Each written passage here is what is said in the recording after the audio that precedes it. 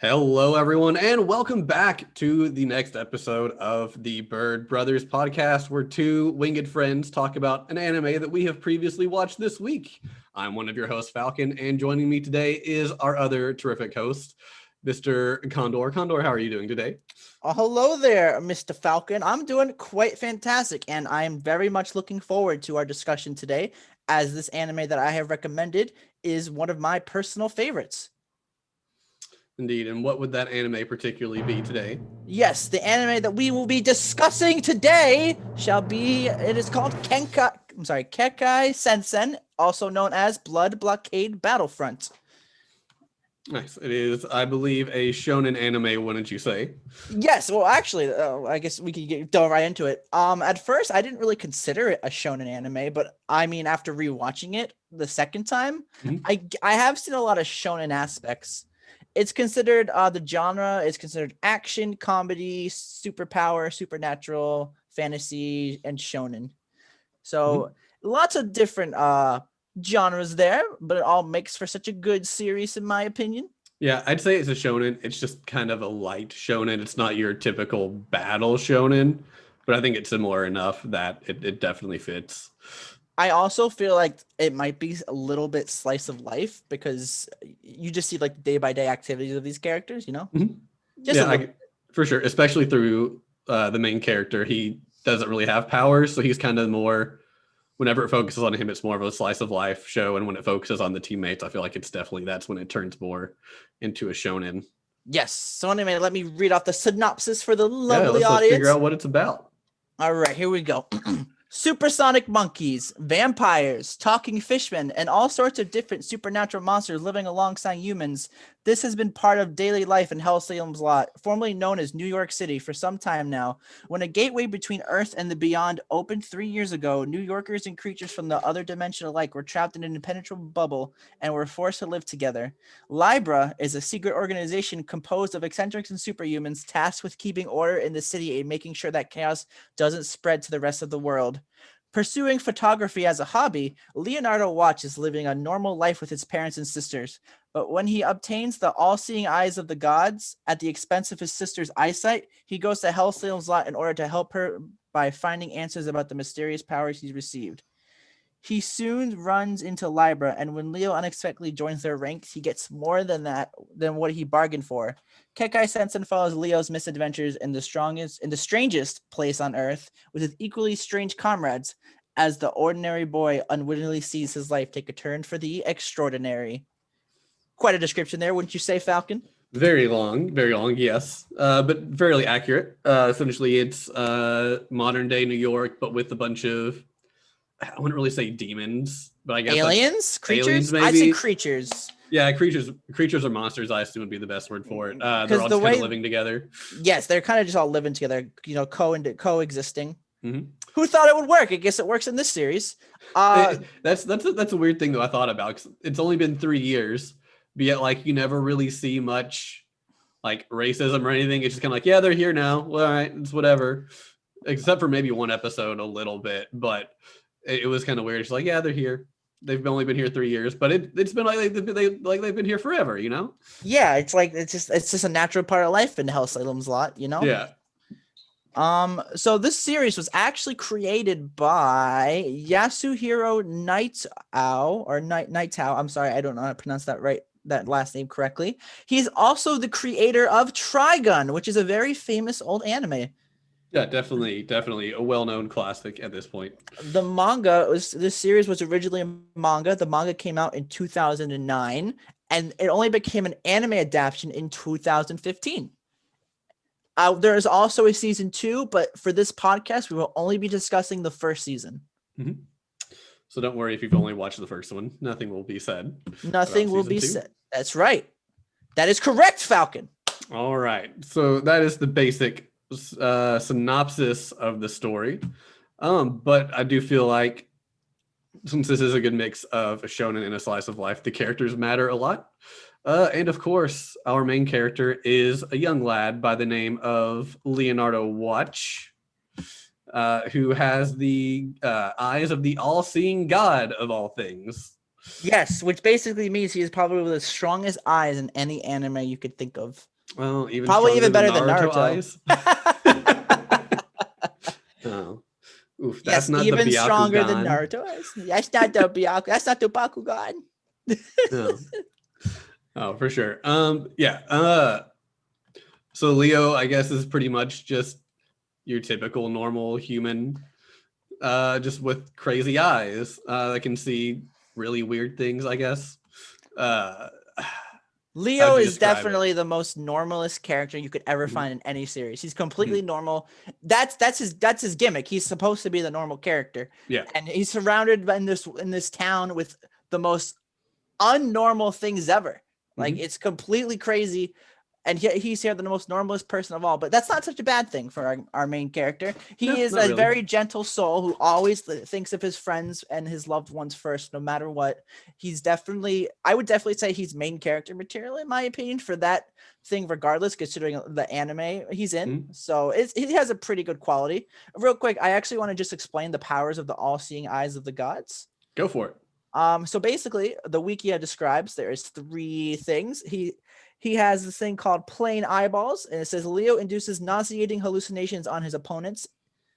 Basically, as you saw, I think it was in episode 2. He used that in that scene when he got Mhm. kidnapped, Yeah. and he used that to basically make everyone's visions crazy. The next ability is vision transmission. Leo projects what he sees into the minds of others, effectively sharing his sight with them. So basically, as that mentions, he could basically, let's say I'm staring at this wall right here, I could make Falcon also be looking at the same wall I'm Mhm. looking at right now. And the last one that's listed is vision shuffle. Leo alters the visions of those around him by shuffling their field of visions, which basically, I guess that would basically mean just being like, "Oh God, what's happening? Whoa!" It's a little confusing, but pretty OP. And he could basically, something that the Wiki does not mention is from what we've seen from the show, is that he could basically look in spots that other people wouldn't be able to see, especially in the first episode, which is probably one of my favorite moments as well. We'll get to more on that later. But Mhm. overall, Leo is a pretty great character. I really love him. Probably, again, main character bias, but he's probably my favorite character in the show. He's definitely not bad. Do we want to talk about his motivation for being in Hell's Lot, or is that something we want to refer about later? Oh, we could talk about it now. Yeah. So as I mentioned in the synopsis, Leo is basically going to Hell Salem's lot to find a way to help his sister, uh, who by the way is also crippled. She cannot walk on her legs and she's in a wheelchair. Wheelchair. God, why was that so hard?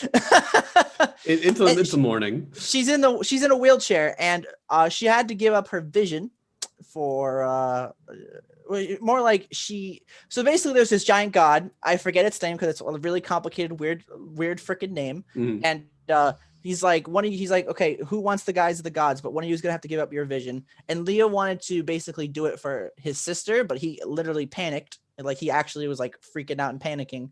So his sister was the one who took the ball to the plate and said, "Oh, here, take my eyes." So basically, she sacrificed her vision to give Leo the special ability that makes him very special.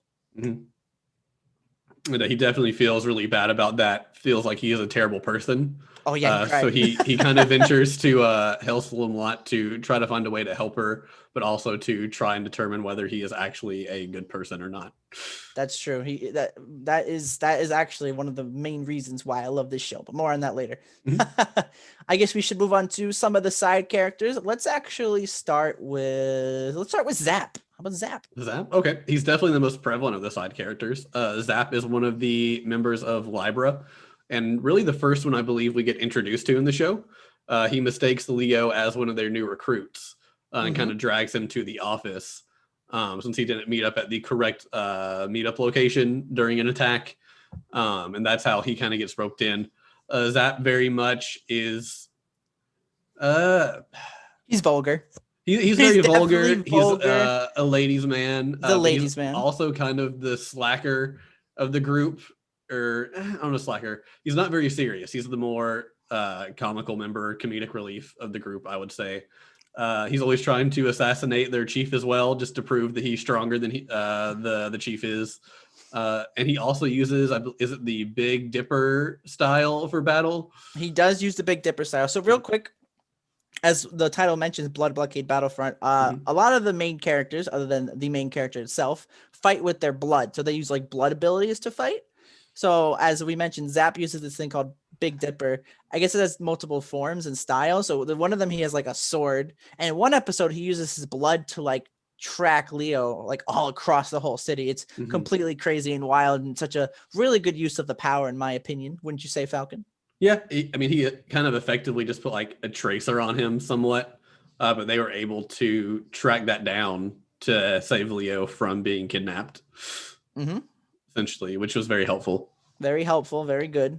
Very quick thinking on his part. Very good thinking. And it was also thanks to Leo in that part as well. It was a tag team in a way, you know? Yeah.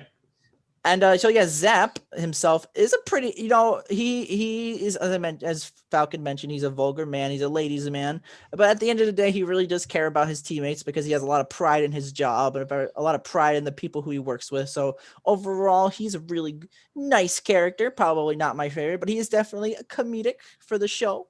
Especially even when training Leo, he's essentially stalking Leo all of the first and second episode, just randomly jumping him at spots, and Leo doesn't understand why until much later. It was just preparing him to kind of be on his toes all the time instead of just assuming he's just this normal guy. Now he's part of this, essentially group of superheroes in that world. And so he's trying to prep him for the fact that he could just get jumped any minute once people found out. Yes. So yeah, as Falcon mentioned, Libra, the company they work for, is basically a secret society that helps protect Halcyon's lot from the shadows, from like all the big disasters and stuff. Because this is a crazy town, so there's crazy things happening at every single moment. It is completely crazy, and it makes for such a good, nice comedic effect and nice. The best unexpected moments always deal with the Diane's diner that they always frequent. It explodes probably over 10 times throughout the show. Every time it's shown in the anime, every time something happens where it gets destroyed. But I think that was my favorite recurring gag. But we can talk about those later if we really want to. Yeah. But yeah, Zap's kind of your basic, vulgar, hot-blooded character, but is also the comedic relief, which is a nice change. Yes. I say next we talk about the chief. Let's talk about Mr. Kloss. Mr. Kloss. Yes. So Kloss is the leader of Libra, or I guess the current leader at the moment. He is a very gentleman type of man who always will do everything to protect his friends as well. He definitely has the leader qualities, in my opinion. He also has he doesn't understand things sometimes. Like there's this one scene where he told Zap to do something and Zap said no. And Kloss like, but he said no. And then another character's like, oh, but you wouldn't understand the human mind, I guess. You're still so short-sighted, Kloss. And Kloss is like, what? It's pretty cute to see like this really leader type just being like clueless in some aspects. But overall, Kloss is like the strongest character, probably one of the strongest characters in the show. Especially with his blood type. I forget what it's called, but he has like over like 900 grid or something, like blood brain grid or something. Yeah, like that. Something like that. And he used like over 999 forms, which is crazy. We don't see all of them. We don't see all of them in the show, obviously, but he uses like select ones in certain situations. And overall, Kloss is a pretty good character. What do you think about Kloss there, Falcon? I think Kloss is actually my favorite character in the show. I really liked his personality. His power was really cool, and I'm on the wiki, and for some reason it's not telling me what his power name is, unless I just haven't scrolled down far enough. But yeah, just the way he treats everybody. Like you said, Zap tells him no in that one episode, and he just assumes Zap isn't going to do it, and they have to explain to him that no, he's going to do it. He's just too proud to admit that he's going to do it, and you were right. It's right here. Brain grid blood battle style. Okay. Yeah, I was close. That was really cool. We've seen some of his forms. He has the original one shot creates across like shuriken. I think he did one that was literally like he just kind of made a grid to catch someone as they were falling from the sky. He can just make random like crosses too that he can use to like shove into things. And he does another thing that we'll mention a little bit later on when we get to more of like the plot and the spoilery type of stuff. Also, I'm actually on the wiki too for him. You want to know a fun fact for Kloss? Yeah, what's a fun fact about Kloss? He is 28 years old. He's so close to your age, and he's your favorite character. I'm older than him. Oof. Whoa. Doesn't look like it, but yeah. Yeah, so I liked him a lot. He's also very good at chess, which actually is very important, you find out. Who needs children's card games when you have children's chess games to save the world? Am I right?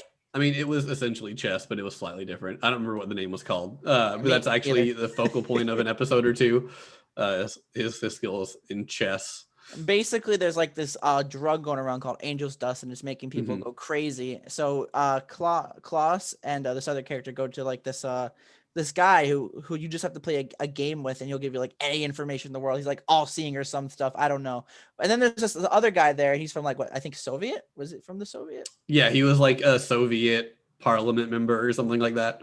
Yeah, and he ends up playing chess. He loses, and then Klaus comes in, and he's like, I want the information. I also want you to spare that guy's life because he's very important to the nation and stuff. And the guy's like, okay, we have to play 99 hours of this game. If you survive 99 hours, you get your wishes.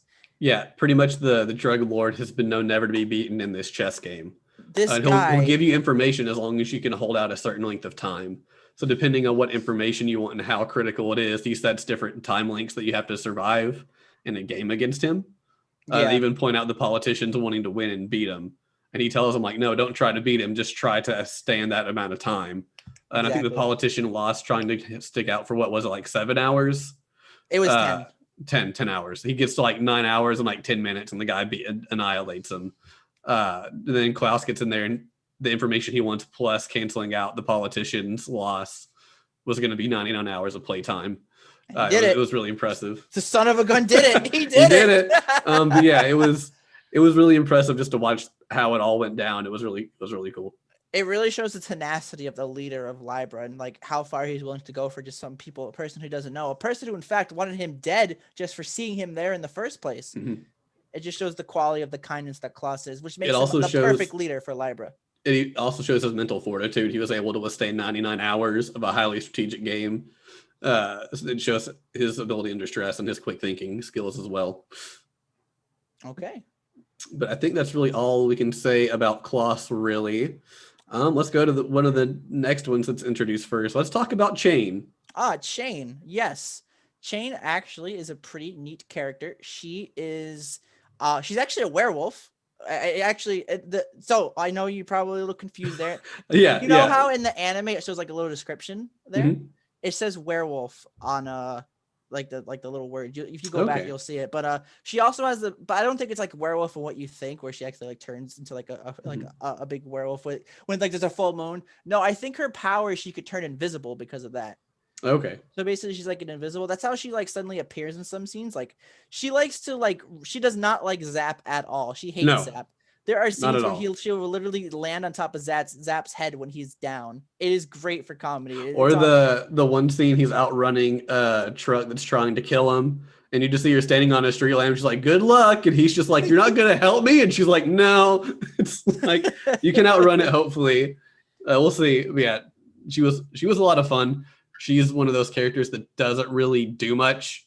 She sort of shows up every now and then to help out. Yeah, or to like really relay information. Totally agreed on that. She doesn't really get her time to shine in season 1. But her power and what she is pretty cool. And she is a very nice team member of Libra. She does also care about her friends to an extent as well. Yes, even including Zap, I'm sure, maybe. But she is a really good, competent member of Libra, and she is a decent character. That's my opinion on Chain. Really, again, not much to say about her because season 1 did not really go into much detail about her. No, I mean, definitely she even is protective of Leo too, since he gets paired up with Zap the most. Zap's kind of like his training member or like mentor, I guess.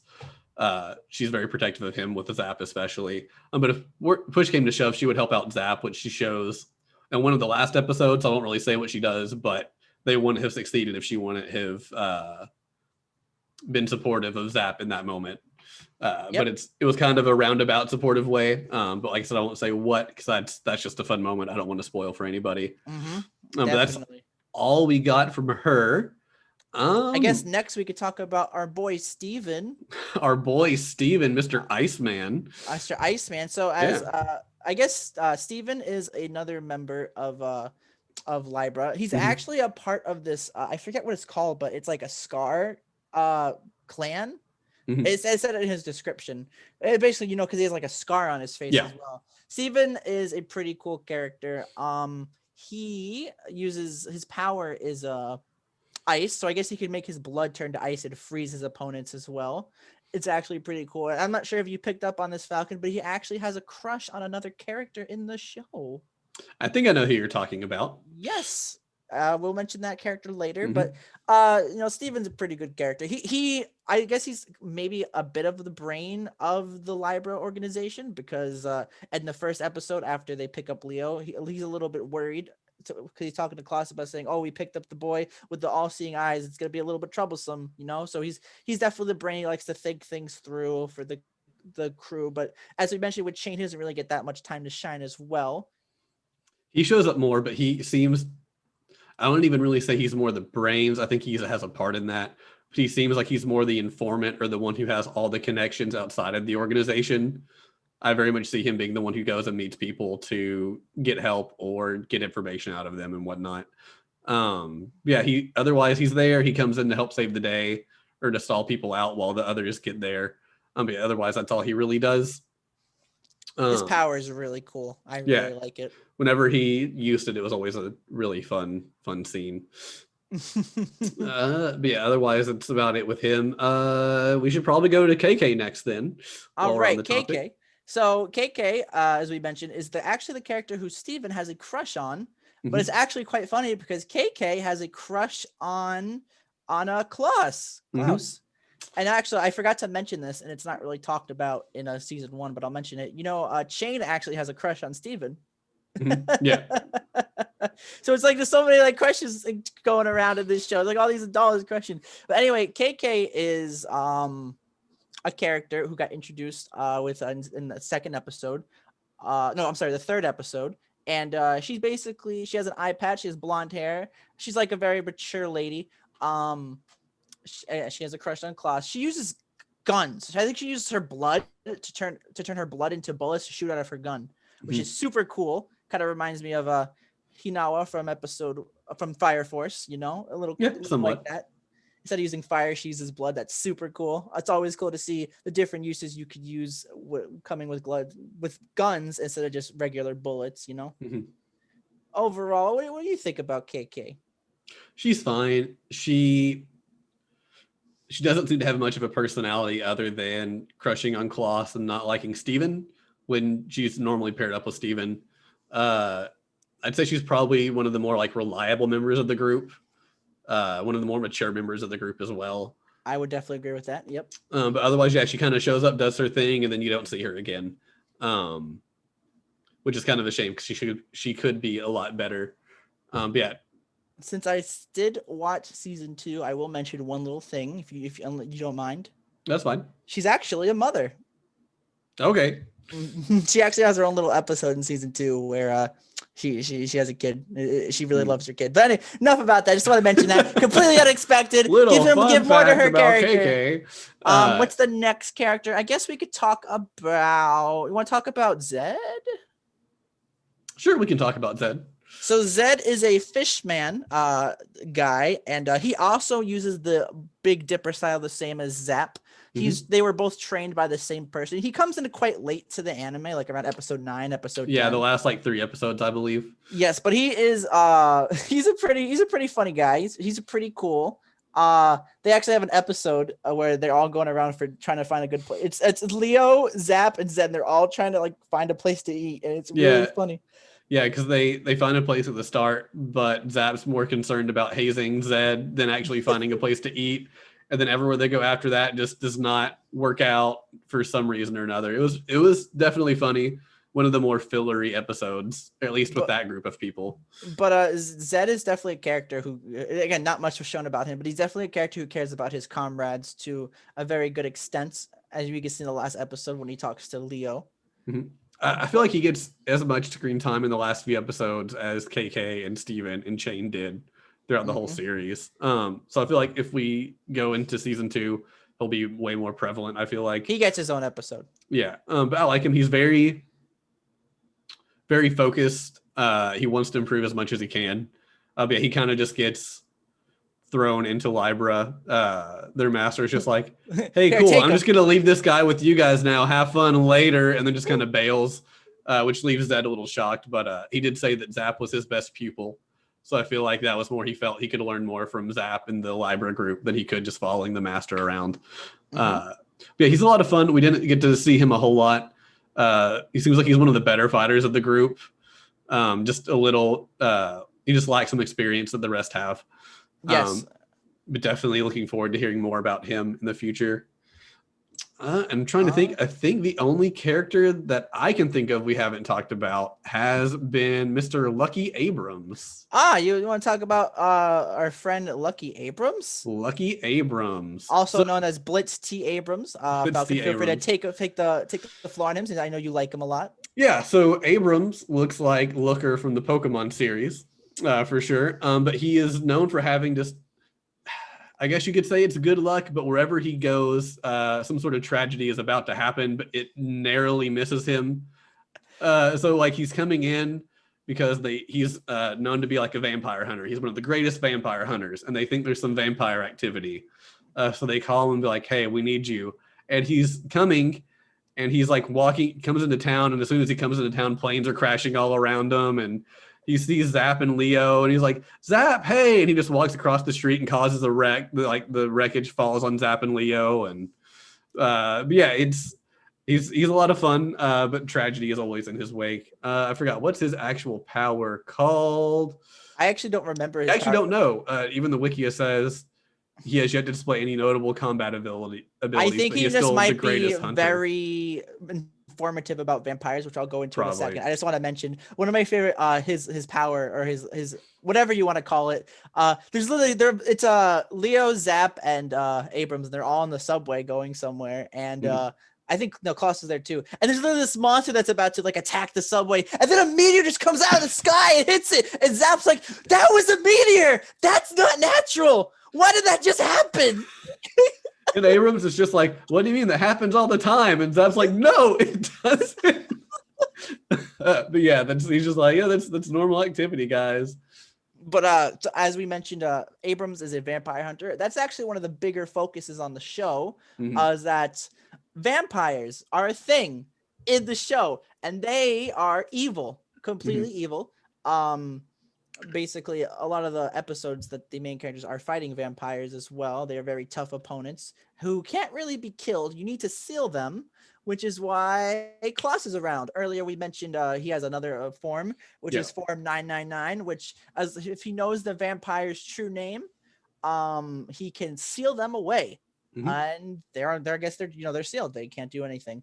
And luckily, they had no advantage before. But now, thanks to Leo's all-seeing eyes of the gods, he can literally look at them or look at a paper, and he can find out the names of anybody, and it's completely crazy. So thanks to Leo, they have the advantage over that. But yeah, the vampires are more of the bigger focus points of the show, and it's pretty cool, you know. It is worth noting. I didn't notice or remember it from the show, but Abrams is actually Klaus's master. So Klaus learned all of his skills from Abrams, actually, which I totally overlooked. That's actually kind of cool. So he could actually be the strongest one in the show. Possibly. We just don't really see him fight. He's just kind of there. Yeah, he is just kind of there. He's not really, again, he doesn't really do much. No. That's he's a fun character to be around. He has like the good comedy bits as well, especially when Zap's reacting to everything that happens to him around him. And I guess that's really all the characters we could mention from Libra. All the others are really just in like one episode, and then you don't really see them again. But I do want to talk about two characters real quick. Okay. What are your thoughts about White? I really liked White. White was a fun character. It took a while to really kind of understand what she's about. So White is a girl who's just in the hospital that Leo meets early on after he got injured during one of their Libra missions. And she introduces herself as a ghost. And the next couple of times we see her, we only see her with Leo at the hospital. But you find out quickly she's not actually a ghost. That's just kind of how she views herself. So that's kind of like this weird mystery about her the whole time. The reason why she's in the hospital is because she has like really bad illness that's like plaguing her, and she can't really do that much. Yeah. She's pretty much been there the whole time since the collapse, I believe, right? She's been there for the whole 3 years. Since the collapse, the whole 3 years she's been there. Something the wiki actually mentions that the show doesn't really portray, but it actually shows White and Leo are dating. Like if you go to like the wiki page for White, it'll say Leo is her boyfriend, and same White's her girlfriend, which I didn't really think the show showed that well, other than like certain scenes. I guess I'm just more used to them like actually confirming it. So, but it's actually pretty cool because the relationship is like super close and it's really sweet. They do confirm it in the sub, but they only say it at the very one of the very last episodes, like, Leo, go find your girlfriend, and that's the only time they actually like acknowledge that they actually are like a couple together. I actually never took that part as them being together. I just thought that whoever said it, I forget who said that. It was Abrams who said that, right? Yeah, it was Abrams. So. I thought he was just like fooling around, like he's like, go find your girlfriend, you young kids. That's what I was thinking when he thought that. But I guess you could take that as a way of interpreting that they are actually dating. If you really think about it, the only person to actually meet White from Libra was actually just said in episode 11 when Leo was going to see White in the hospital, and Zed's like, all right, take care, nice to meet you. I don't really think any of the other characters actually met White. If they did, it was off screen. I don't think we ever had them see her on screen. But anyway, White's a pretty fun character. I actually, she does look pretty cool. I like her, like her twin tails. It's pretty nice. She has a lot of cool moments in the show. Probably one of my more favorite characters as well. And then the last character I'd like to talk about is her brother, Black. Oh, her twin brother. Her twin brother, which, by the way, fun fact, White and Black are voiced by the same person in the Japanese sub. Yeah. Well, what are your thoughts on Black there, Falcon? Black is fine. I like him overall. We don't really know much about him without doing heavy spoilers for the end of the season. Essentially, he's met by Leo on a subway at one point and tells him how he can view vampires. So Leo can see vampires because they've got this like bright red aura around them that he can see. Crimson aura, yeah. Yeah, this like crimson aura. And he notices it and makes the comment on the subway, oh, I've never seen anyone light up like that before. And he asked him what it meant. And he told him it's like, oh, it was like a crimson red. He's like, yeah, that means you just saw a vampire. And that's kind of how we know Leo can see vampires. And he tells that to Libra, and that's when they realize he can help them with the vampires a lot. But Black doesn't remember that, or he at least pretends not to remember that. But he and Leo just kind of have this kind of relationship that forms around them and White. But yeah, I can't really say much else about him without spoiling it too bad. He's fine. I liked him. To that. Yeah, Black is a pretty character. He cares about his sister immensely. Always there to check up on her at the hospital. He's a very caring person. That's all I can really say about him without getting to spoilers myself. And I guess one last character I'd like to mention. How about the big villain, or not the big villain, or like the villain Fempt? I didn't really like him that much. I mean, he's just he's what, the Lord of Depravity? The Lord of Depravity, that's right. He's under the 13 Kings, which I looked up on the wiki. Yeah, I don't know.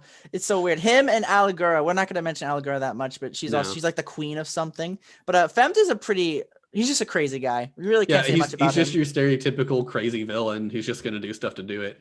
Like in the first episode, he's the one who causes the mission or incident that they go to solve. And he does it just because he's bored. He's like, I'm bored. Let's make things interesting, and then he causes monsters to come and attack people, just to do things.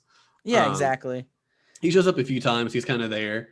I liked him. He was a fine villain, but he's nothing standout. I feel like he's just kind of your typical crazy guy wanting to cause mayhem. I guess that's really all we could talk about for the characters. There's really not much else to say. I think we mainly covered most of them. I guess a problem that a lot of the characters do suffer from, the side characters, other than like Leo, Klaus, White, Zap to an extent, a lot of the side characters don't really shine that much. But there's actually a reason for that. And I mean, if you'd like, I could tell you it right now, dear audience and Falcon, who doesn't know. Sure, let's go for it. So I was after I finished my rewatch of the anime, I was looking for cool like little anime facts, like, oh, what's this? So like I went to go look at the page for White and Black, and I found out that White and Black are anime only characters. They are Really? not in the manga Huh. at all. That's interesting. Yes. So basically, the universe from the manga is different from the anime. So all the scenes where it showed Leo doing stuff with Libra, that's all anime origin. That's all manga. That's all technically canon. All the things that's White and Black, that's original to the anime. And when I found that out, I was very surprised, and it changed my outlook a lot. Well, not a lot. I still really like the show and for what it represents, and I'll go into that later when we get to the spoilers. But yeah, it surprised me that White and Black are anime only characters. I was actually shook. I'm like, oh my god. As big of a focus as they have, yeah, I would not have expected that at all. I never looked into why they made them anime only characters. Just that I might look into it later, but I'm not entirely sure. But it would definitely make me want to read the manga to see how different it is without them in there. Then. Oh, well, I meant the reason why I wanted us to mention Fempt, because he actually has a bigger focus in the manga. He's more of like the bigger villain there. He does like a lot more chaos things. But yeah, that's crazy. It is crazy. It is crazy. It is what it is. All right, Mr. Falcon, what shall we be talking about next for this wonderful anime? Well, let's see. Let's talk about some of the music from the show, opening, ending. If there's any tracks in the middle you would like to talk about as well.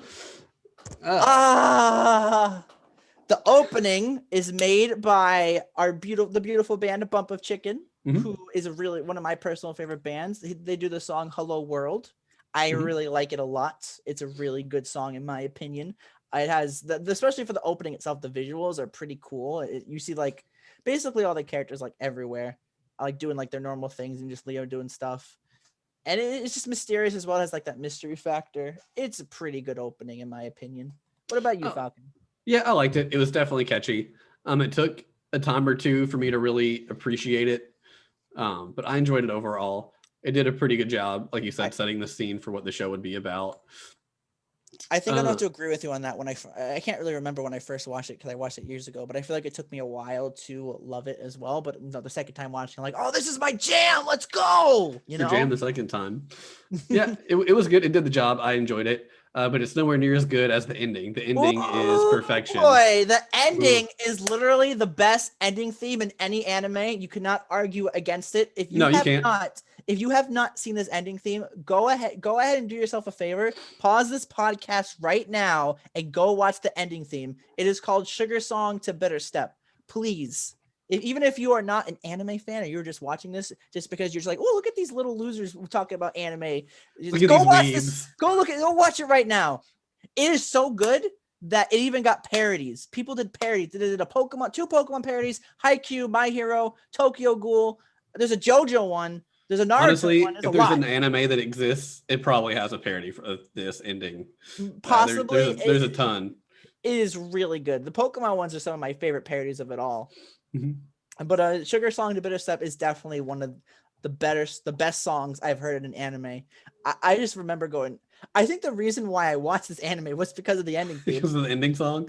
Yeah, I actually think that was the reason why. I think I was just watching it one day. I'm like, oh my God, this is like the best music I've heard in a long time. I need to watch this show because everyone looks like they're having so much fun. Like they're all just like dancing around because they're on like really like nice suits and dresses, having like a good time partying around.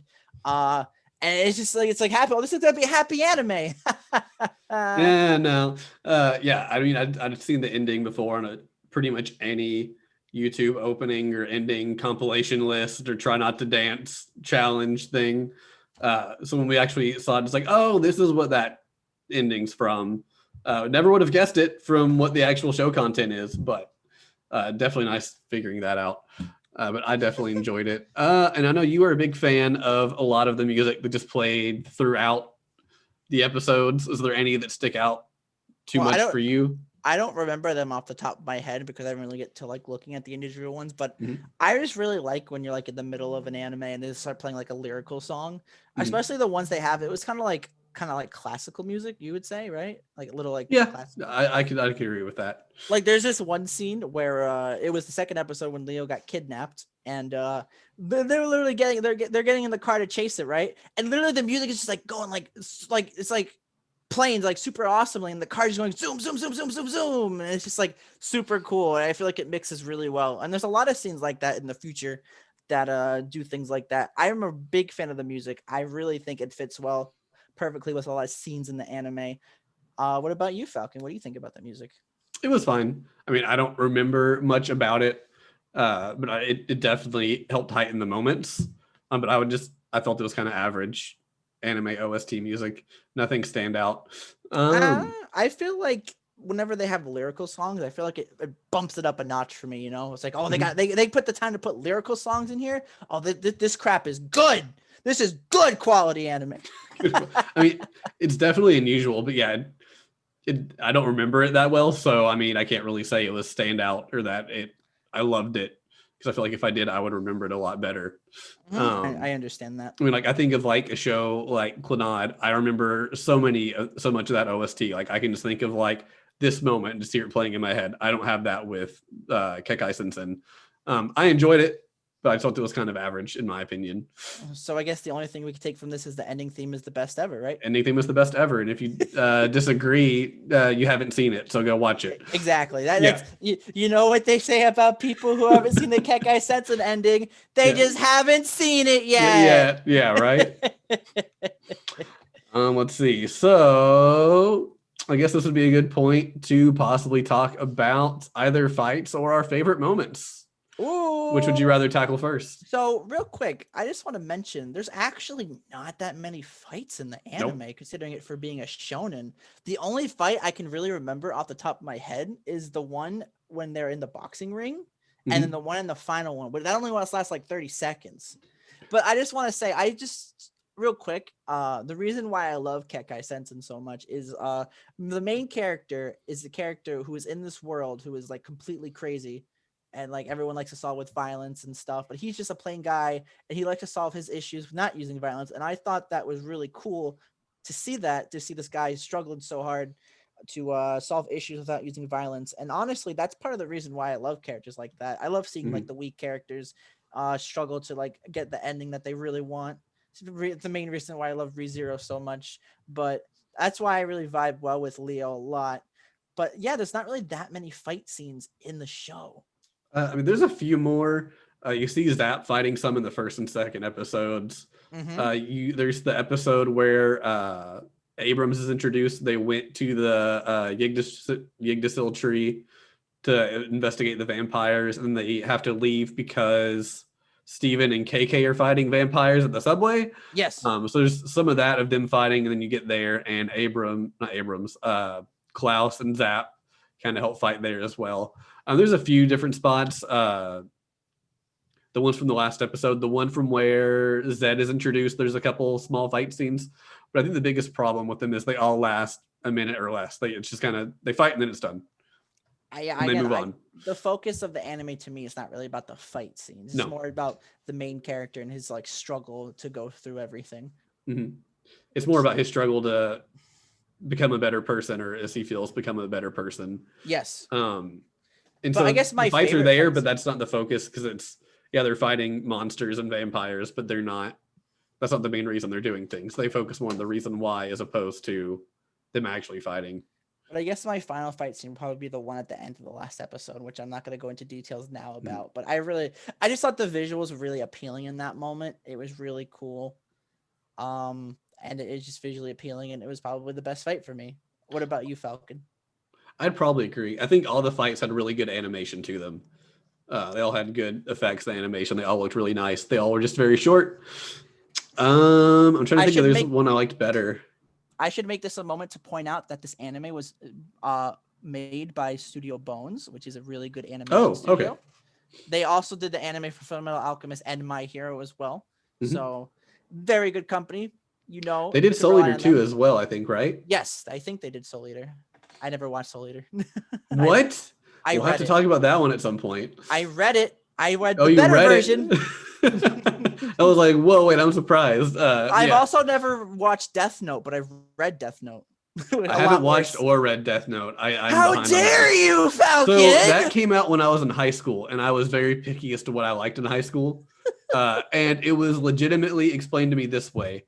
It's a show about a guy who has a book who goes around killing people. And I was just like, it's just okay, like, that doesn't seem you like see it this? interests me. Bam! Yeah, it's like he just has a book, he writes their name down and kills them, and he just goes around killing people. So I was, high school me was just like, whatever, that sounds dumb. I don't want to watch it. Now that I know more of what it's about, I'm like, oh, I definitely want to. It's just not high on my priority list because I'm so far behind with other stuff as well. It's like, I'll watch it eventually, but I don't know when. Yes. Okay, so I guess done with being fight scenes, we should talk about our favorite moments. I actually have a lot of favorite moments. But Falcon, you go first. What's your favorite moments, buddy? So do we want to do one each and kind of rotate, or do we just want to go all at once? We could do one at a time. Okay, so my first moment, there's a part towards the end. I think it's on Z's last day, part 2, I think. They're all standing on, or Klaus, Zed, Zap, and Leo are all standing on top of what's like the Empire State Building, or some really tall skyscraper like it. Leo's trying to figure out the vampire's name so that Klaus can seal it, but they end up hearing from the other members that they found the vampire and they need to go. So Zed and Zap just jump off the building and are doing their own landing thing. But just the way it was animated, Klaus just grabs Leo, jumps off the building, just starts making these crosses and just like slamming them into the building and using them to like slow his way down so he doesn't risk killing like Leo. Just the way they animated it, like that's the one scene I keep thinking about just whenever I think about the show. Just how they animated it, how it looked. And then like he lands and you just see like Zap and Zed doing whatever to get all of their way down using the Big Dipper style. That was just a really cool scene. I thought they animated really well. Yes, I do remember that scene now that you mention it, and it really was animated really well. It was also really funny to see Leo panic. He's like, "What are you doing? What is happening?" Ah! Yeah, he's trying to find the name, and they're like, "Leo, we gotta go." How are you? He's like, "I've only got like half of it." And they're like, "Oh well, too bad." And they just grab him, and he's freaking out the whole time they're going down. But yeah. It was good. Yeah, I think he was still trying to like find the name while he's going down, so you still see him like trying to write on the paper whatever he has. But I just thought it was really fun, really cool moment. Yeah, definitely really fun. So one of my favorite moments, not my favorite moment, but one of my favorite moments would be in the first episode where it's literally like you hear the opening start playing, right? And Leo has the gun pointed at Sonic, which by the way, Sonic is like the little mascot character of the series. He's like he's a little monkey. He's a really super fast monkey, pretty cute guy. But basically, the Fempt, the Lord King of Depravity, has this these two like guys. Like there's one here and one there, and if they combine, I guess really bad chaos will happen. So I think it was like they were going to open a portal, so more monsters were going to be like monsters and vampires are going to be able to come in and cause havoc or something like that. Yeah, probably. So because of that, Leo and Zap go off to like try to find the monkey because they found out that the monkey is the other gate that has to combine with the other thing. And every few seconds, the gate will open and like this monster will come out and like start this like vicious attack. And near the end, Leo has the gun pointed at the monkey. He's about to kill it. And he's like panicking, but then he actually uses his eyes. That's the first time you see him using his eyes in the show. And he realizes that the gate's not actually the monkey itself, but it's actually a flea on the monkey. Just a little flea. Mm-hmm. Whatever, a flea. Yeah, it's a flea. And he literally picks the flea off, and then Femp's like, "Oh, that's so normal. Why'd he do that?" Yeah, I he's started like, what? laughing so hard because it's just like this normal guy solving things through a normal way, and it's just hilarious to see like the villain just like react like that. Like his face when he reacted was like, oh my god. I think it is important noting that Sonic is, I think their technical like species is called Sonic Monkey, and they move fast enough that normal people can't see it. So that's also an important part of Leo having the eyes, is he can keep up with the Sonic Monkey to get the flea off of it. But yeah, he catches it and it's like, oh, what's he gonna do to my monkey? It's like, oh, he just took the flea off.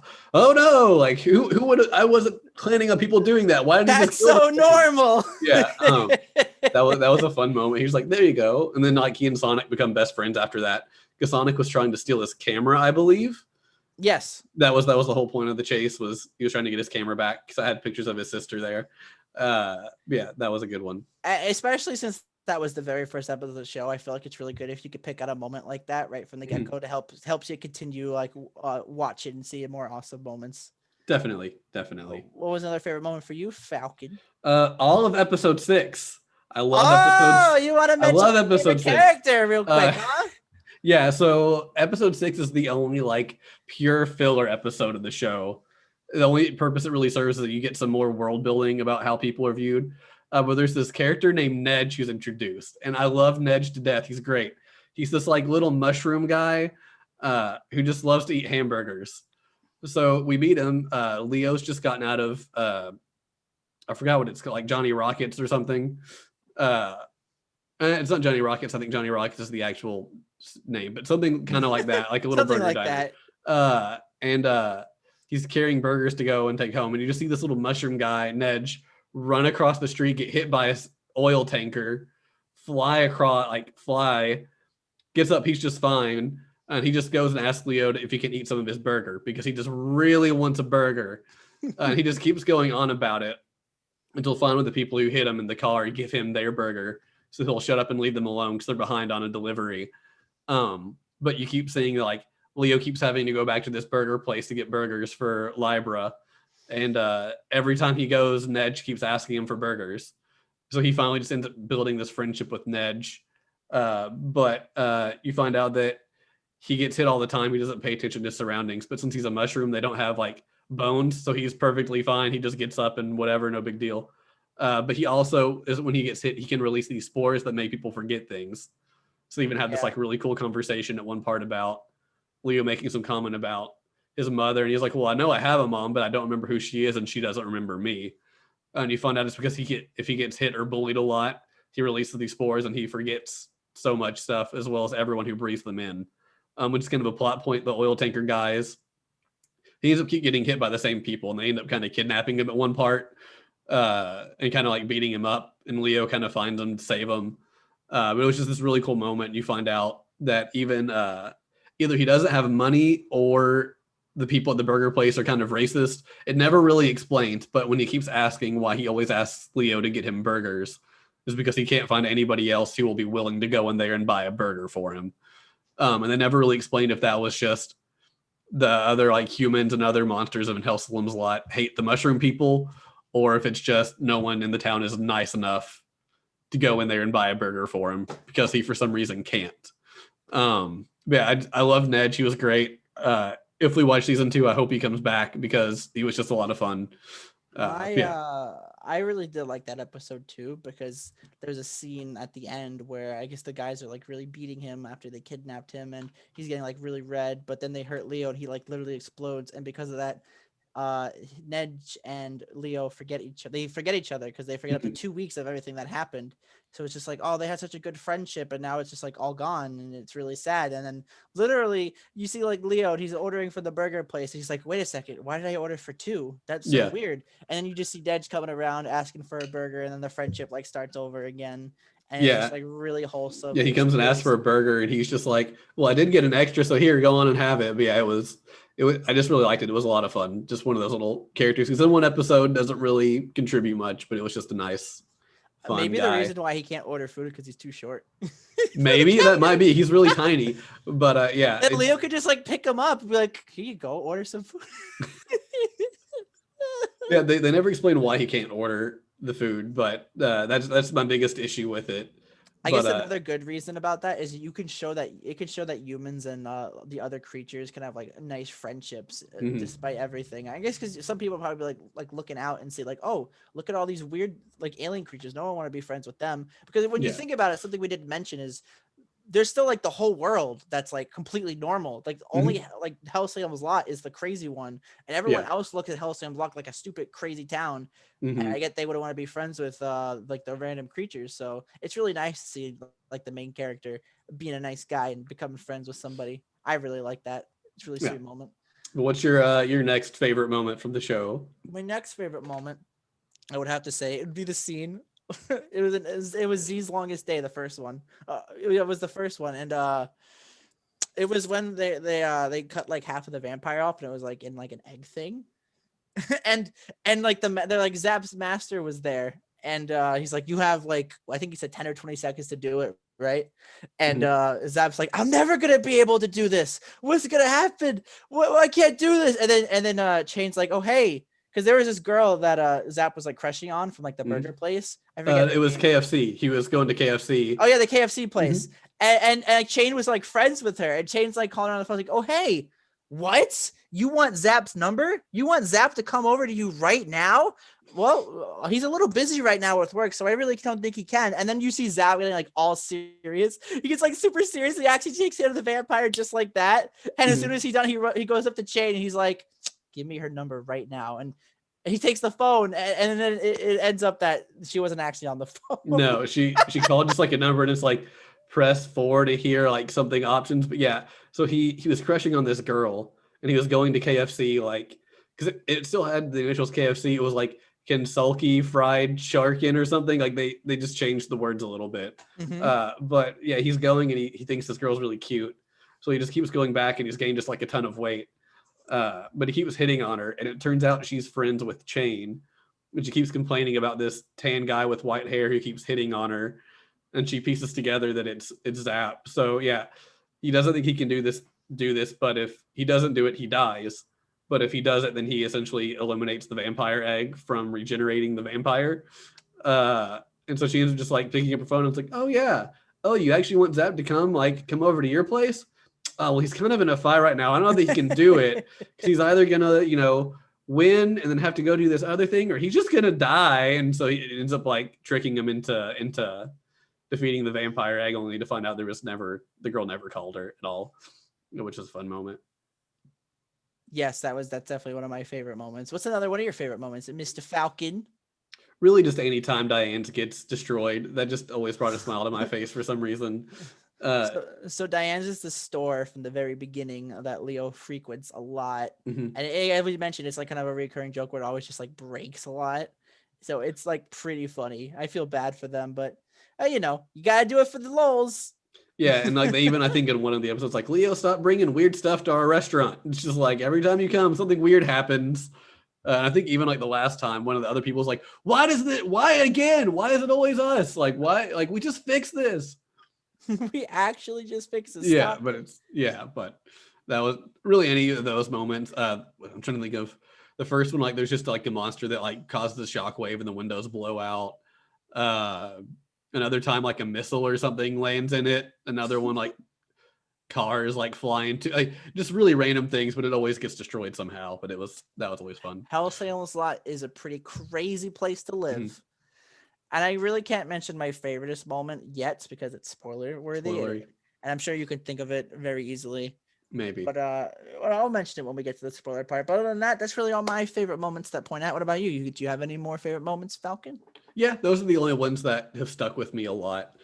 So overall, the show has a lot of good moments. So I'm sure if you were to go watch it yourself, you'd probably pick out a few of your own. You probably vibe well with some of the characters and their little antics that they get up to. So I guess next, Condor, do you have any more weeb questions for us? Oh, you want a weeb question? We want a weeb question. All right, I mentioned this, but since the creatures, there's a lot of weird, like different types of creatures and powers in Kekai Sensen, Falcon. If you were to have a power from the series, or not power, I'm sorry, what creature would you be? What creature would you be from Kekai Sensen? Would you be like a normal human, a superhuman, one of the weird looking creature things? What would you choose?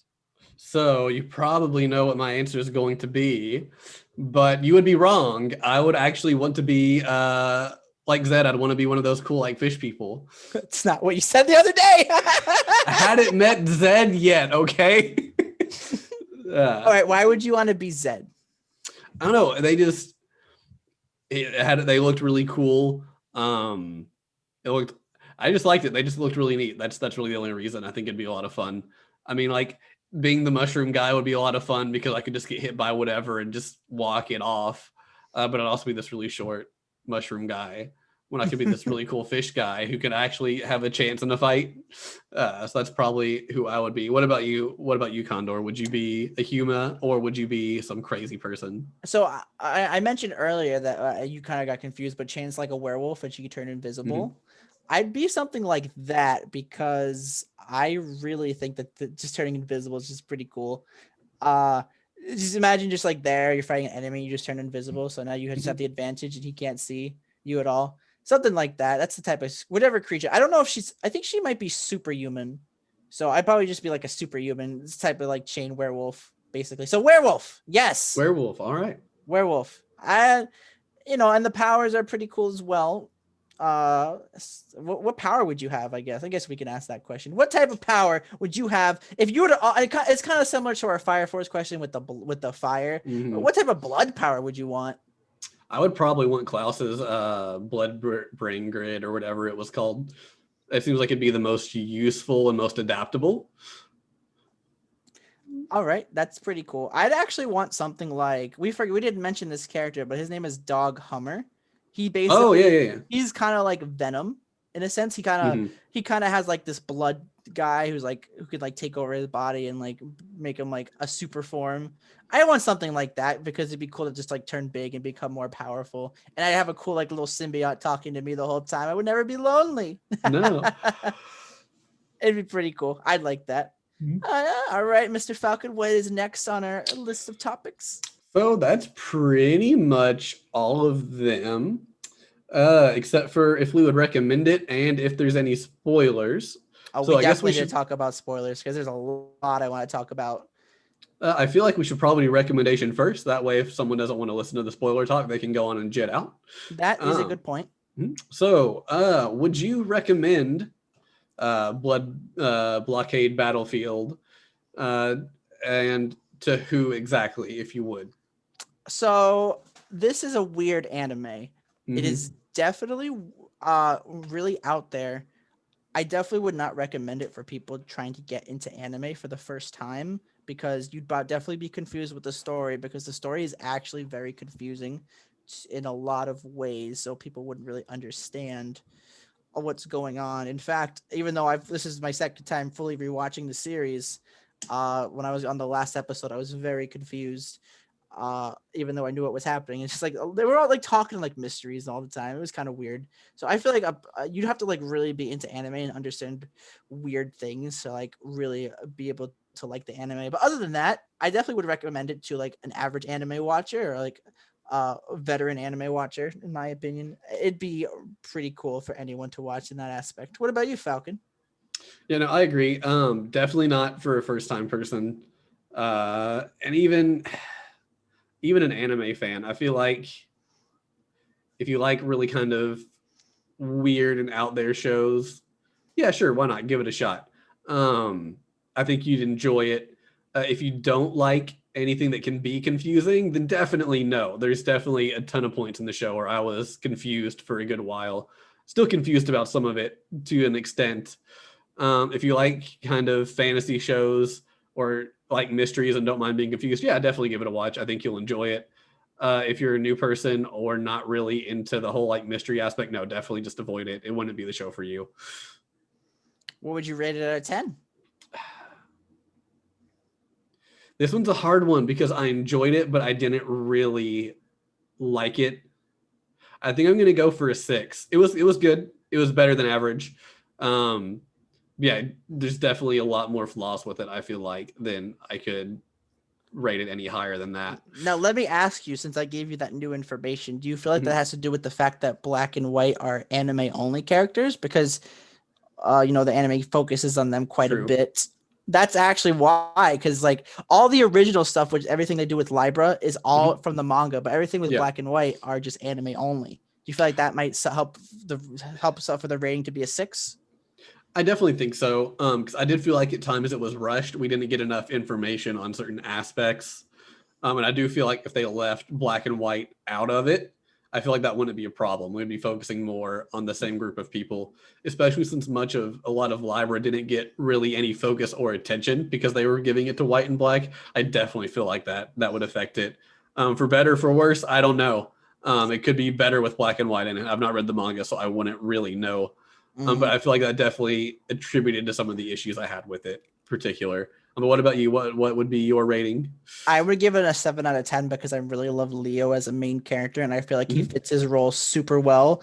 I'm going to talk about it in the spoiler section, but he gets that really good character development that he rightfully deserves in the best moment possible. But the side characters are great. The comedy is pretty good. The animation is it's beautiful. But the story can be quite confusing. Some things are really not explained very well. No. And it kind of suffers from that a little bit, but I'm going to give it a 7 out of 10 for that aspect. All right, so there you got it. That is our opinion on Blood Blockade Battlefront. If you go don't watch listen... the ending theme right now. Yeah, I mean, definitely watch the ending theme. It's always going to be a good time. But if you don't want to hear spoilers, now would be the best spot to hop out. That's all we're really going to be talking about for the rest of the podcast. And you can always keep track of us with our socials on Twitter at BirdBroPod.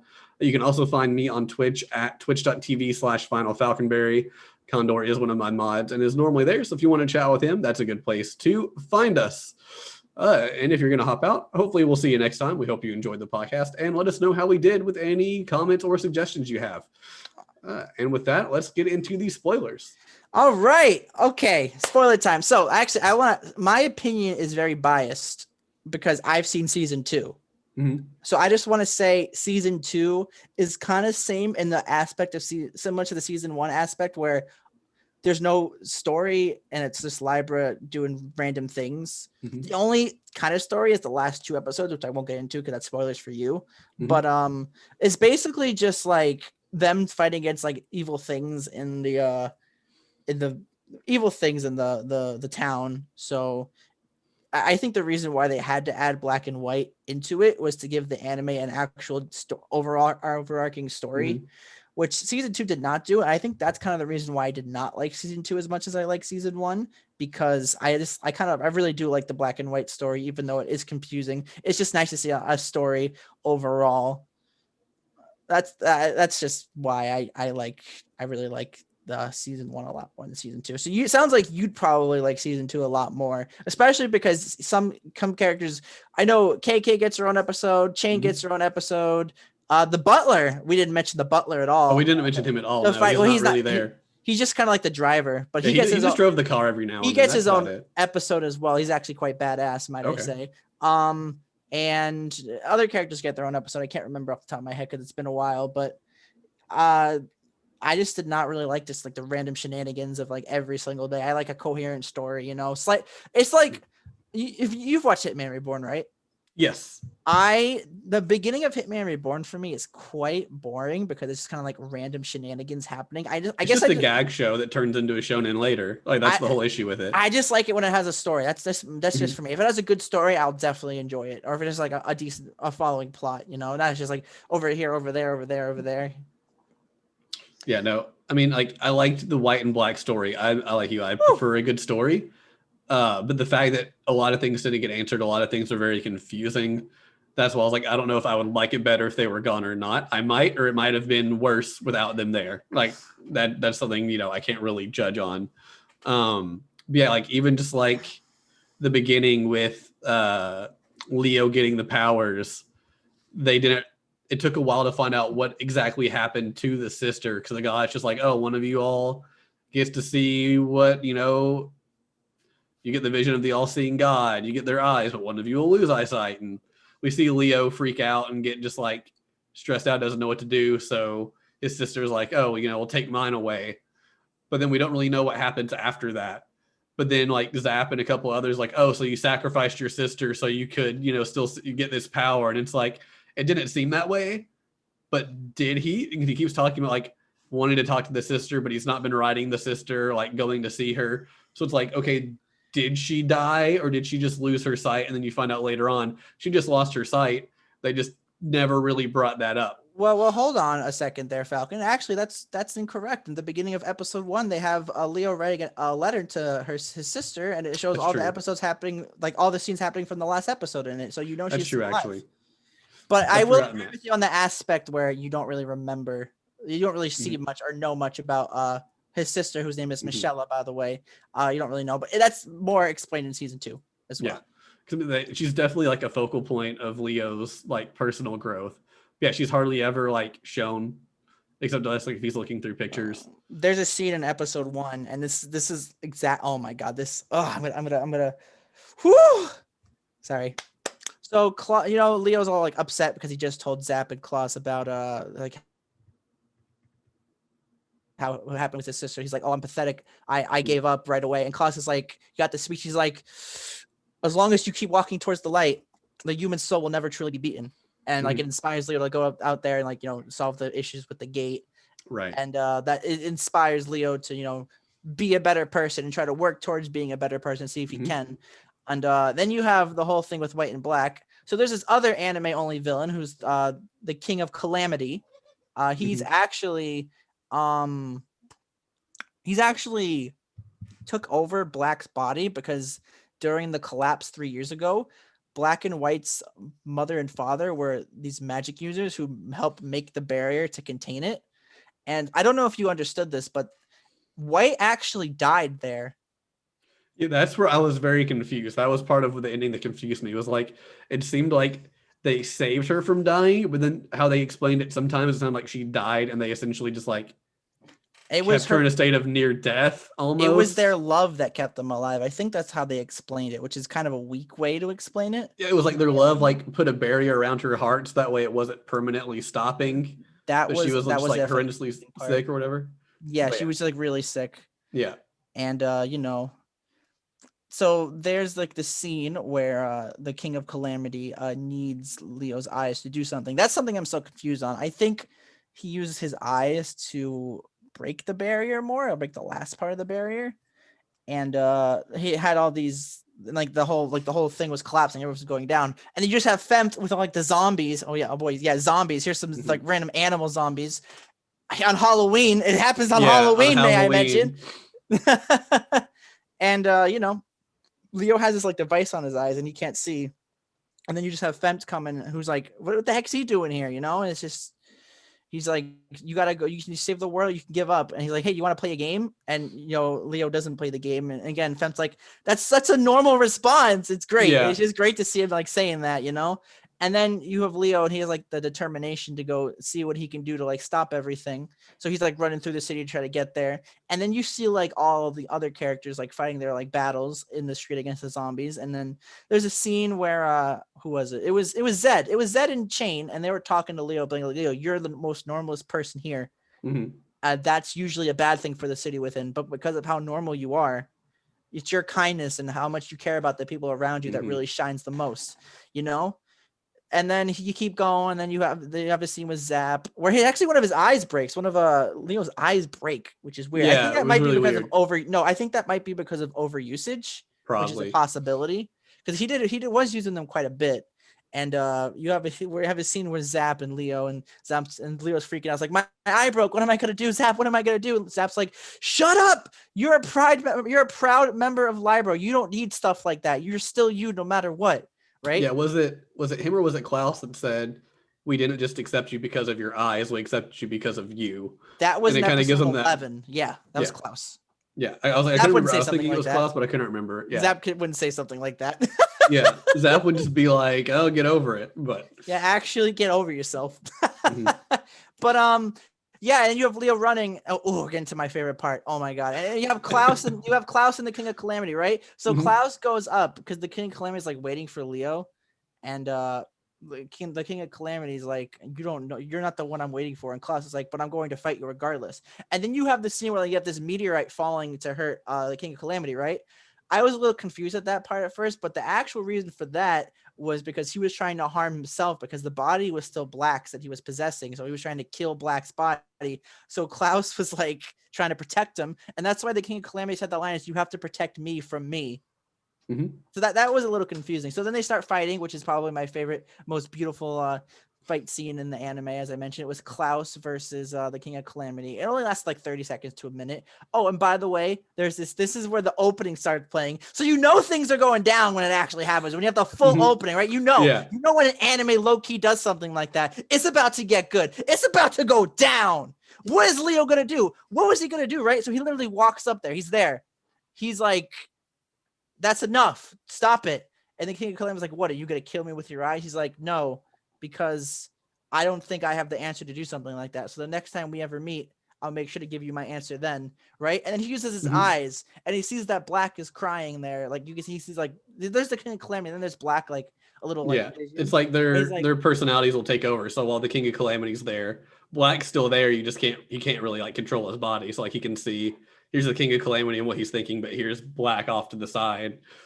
And then you see Black crying. He's like, I don't want to die. I don't want to die. I want to live, right? And this is the scene right here. Leo's speech. Literally the same thing Klaus said, right? But the reason why it's so magical is because you have this main character who's literally going through all these day-to-day activities, right? He's literally gained hope from all the comrades he's come across. He actually acknowledges that he's finally a good person. So he finally says that speech to White, which is like confused, like, where's White? I don't get it. Because at the time you don't know she's the barrier.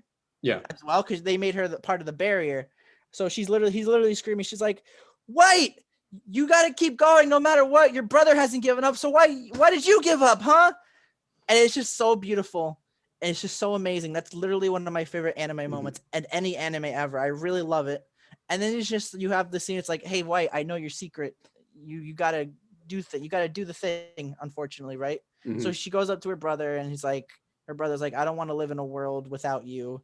And she's like, you're going to have to, unfortunately, because that's just how it is. But don't worry. Everything will be all right. And then, she actually sacrifices herself to restore the barrier. And she turns like a little butterfly form, and she kisses Leo on the way out, which is, I didn't really think of it as a kiss the first time, but it actually kind of was as a kiss if you actually kind of look at it a little bit. It's like a little peck. And then, Leo goes up to Klaus, and Klaus is like, good job, Leo. You did a really good job. And Leo gets like really like emotional and crap, and he starts like crying and stuff. And then you have Black, who's like, you're our knight. No, he's actually our hero. And then Sonic takes the picture, and then that's when the anime ends. I really love that moment because, as I mentioned, Leo, again, he doesn't consider himself a good person after what happened with his sister. He literally goes to Hell Sails a lot to see if he could become a better person. And he literally meets all these characters. He meets Zap, Klaus, Shane, Steven, KK, every one of them. And they all give him the courage, and all give him the hope to keep on moving forward and to actually become a better person. And I really, really love that. And that's part of the reason why I consider this anime to be good, because the anime is about the main character becoming a better person. It's not really about the side characters. It's not really about the villains. It's not really about the fight. It's about the self journey to becoming a better person. And that's the message I really got from that. And that's why I really like it, because you can actually take that as a way of saying, no matter what happens, just don't give up. Keep trying to keep moving forward, and don't ever let anything stop you. For sure. And he had to kind of realize too, he was never a bad person. He made a mistake in a really crazy moment that caused everything to happen. But that didn't mean he was a bad person. He just goofed up that one moment. He just goofed up. Yep. Yeah. And that's understandable. What did you think about the final scene, Falcon? I actually really wanted to hear your opinion on that. I really liked it. I mean, it definitely, that's the part especially where you kind of realize that the show's more about Leo and his journey as opposed to everything else. Because while it should seem obvious, it's not. Especially early on, you're just kind of like, okay, so Leo's there, but he's not really doing much, but we're not seeing the other characters really do anything great either, except for a little short bursts. I mean, that's kind of where he finally is just like, has the speech, gives that. That's where it finally kind of clicked about, this is just a story about him and his journey as a person and how to improve himself. But I do think my favorite part of it was, I think it was during the credits. During the credits, you're kind of seeing everybody and what they're doing after the battle and whatnot. He finally is able to write the letter to Michelle. And I think he has the line at the end of, I'm really excited to be able to show you finally all the things I've been able to see. Kind of tells her he's not going to be able to see her for a little bit still, but he's found a family in the city that he really belongs with, and that whenever he comes, he's going to have a lot to show her, which he should be able to do with his eyes. He should be able to like show her what he's seen, I guess. We said that was one of the powers. So that was the moment I think that I finally kind of got it. He's like, look, yeah, I goofed up, but I'm not hating myself anymore. Give me some time and I'll be back. Now let me ask you, the final episode of the anime was 46 minutes long, longer than the average anime episode, obviously. Did you feel like 46 minutes to you, or did it go by really fast? It definitely felt longer, but it didn't feel like it was an hour. But there was one part I was like, I think when you got to like the mid scene where it just shows like this screen where it would cut to a commercial and come back, I was like, it feels like I should have seen this by now. But like, I wasn't like upset or like bored the whole time. It was just kind of like, oh, I hadn't seen that yet. I thought I had. Okay, well, let's keep going. Let's keep it chugging. Yeah. Keep chugging. Yep. So actually, a fun fact: the final episode of the season 1 came out a few months after episode 11. I guess they took a break to like try to get it all better together, which actually makes sense considering that we know Black and White are anime only fans, so they probably had to like look at all the things. And it was still, again, as I mentioned, as much as I love episode 12, it's still very confusing, and there's like a lot of lines that the characters say that like what, huh? And the only reason why I understood what was happening was because I've watched the anime before. Falcon here watched it for the first time, so he was probably a lot more confused than I was, you know. But overall, I really did like the overarching story with White and Black. It's very unfortunate that White had to be sacrificed. I always hate animes like that where like the main character's love interest is like sacrificed for like the greater good in the aspect, but it had to happen or else the world would have just, well, not the world, I guess, like I have no idea what happens when the barrier, I think that when the barrier goes away, I think it just like contaminates the rest of the world. So I guess they only kept it in Halcyon's lot for that reason, because it wouldn't be really good for the rest of the world, or the rest of the world wouldn't really like accept it. Yeah, it seemed like it was, the collapse wasn't supposed to happen, and if they continued the collapse, the rest of the world would essentially be destroyed, or it's not supposed to happen. So that's why all the weird things go on in Halcyon's lot. So they're able to contain it just to Halcyon's lot, so the rest of the world's fine. But yeah, that was the whole thing the Black was trying to do. He was trying to create another collapse to essentially ruin the rest of the world. But they had to, I think it was reestablish the barrier. And they had all the scientists who could create the barrier except for White. And that's why they had to track down White, which she had to sacrifice herself to be the last member to do it. Yeah. It really plays on you emotionally, like especially. I think that's the reason. I don't know. I have no idea why Leo cried at the end. I think it was just overly emotional, probably, and the fact that he just lost White and everything that happened. It was still a pretty good scene. Especially, I mean, I love that I said that Leo doesn't really solve it with violence, but he literally headbutted the King of Calamity to like use his eye, which is completely like, it was like completely out of left field. I wouldn't really consider it like violence. It was kind of like a surprise. Attack in a sense. It'd be like if I just snapped at you like that and it was like super close, you'd be like, oh god. It was kind of like that. Leo just did it to take advantage of him and it worked. So, but also I feel like that's just something a normal person would do if they've never been in that many fights. Just be like, they're like, okay, here we go. But exactly, because headbutting, unless you have a really thick head, it's not really a good idea. No, you would hurt yourself more than the other person. Definitely. But anything else you'd like to mention for spoilers, Falcon? Not really. I think we've covered most of it. All right. Well, I guess that's the end of the spoiler discussion. Again, that's probably one of my favorite anime moments because, again, it's about Leo's journey at the end. Now, what are you looking forward to for season 2? I really can't answer this because I've already watched season 2. What would you have to look forward to? I mean, definitely just exploring some of the characters more. They all seem very interesting, but since we didn't get much development with them, the fact you've already kind of said that they kind of focus on like a character in episode, that'll be fun. I would love to see Nedge come back, whether he will or not. I don't know. Spoilers, he does. Yes. I'm a boy Nedge. I mean, like, if he wasn't in there, I wouldn't complain. He wasn't really that important. But I did like the friendship he and Leo had built up in that episode.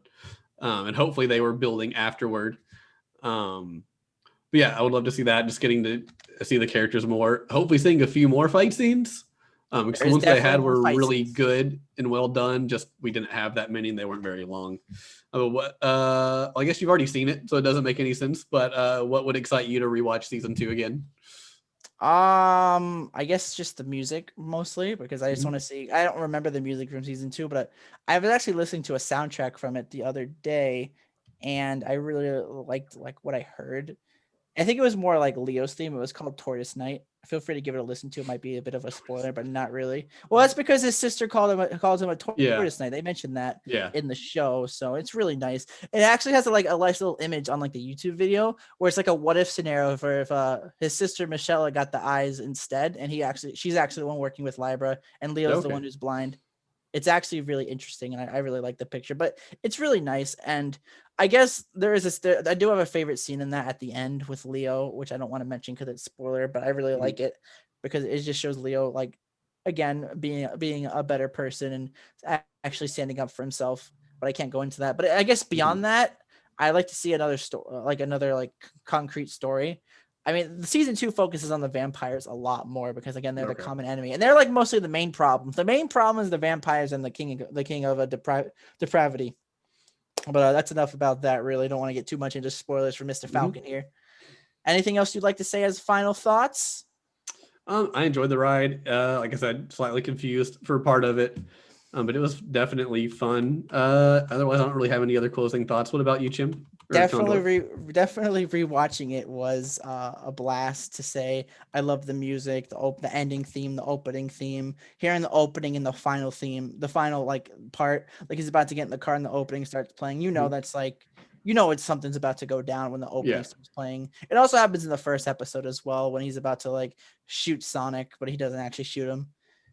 But I really like it. I would definitely love to rewatch it again, maybe in a year or so. I don't again, not really a big fan of season 2, so I probably just keep it to season 1 only. But if I really wanted to get into the series, I'd probably read the manga, by the way, because the manga has more of the original source material and stuff. And I guess that's about it. Well, thanks for everybody for tuning in to our second episode of the Bird Brothers podcast. Mr. Falcon, since you are choosing the next topic, what anime shall we be discussing next time? So first off, I forgot to say it at the very start, but for those of you who are watching, we are now on Spotify as well, which I just now remembered. We're still waiting on approval from a few other places, so keep tuned for that. But yeah, next week we're talking about a slice of life that I really enjoyed. I don't know of many people who've seen it, but it's called the Kawaii Complex Guide for Manner/Hostile Behavior. Which is just a really fun 12-episode kind of comedy slice of life show, I guess. And that's what we will be talking about. So once again, you can follow us on Twitter at BirdBroPod, YouTube.com Bird Brothers Podcast. We're going to have a video discussion up if you want to see our faces, and now Podbean and Spotify for the audio version. We're going to try to keep our schedule to be uploading every Thursday, right, Falcon? Correct. That's every right. Thursday. Every Thursday, we'll be uploading to each of our platforms that we are live at. And by the way, I just want to say thank you for everybody for all the support that you've given us so far with the first episode. A lot more than we both thought, and we're both really happy about it. So thank you. We hope that you continue the support, and we hope that you keep enjoying both of us losers talking about weeb stuff. For sure. So hopefully you all enjoyed this episode. As always, let us know on socials or in comments if there's anything you would like us to cover, anything you'd like us to change, or if we're just doing a great job and you want to let us know. So hopefully you enjoyed this episode, and stay tuned next week for some slice of life goodness. Have a wonderful day or night. I will see you all later. Peace out.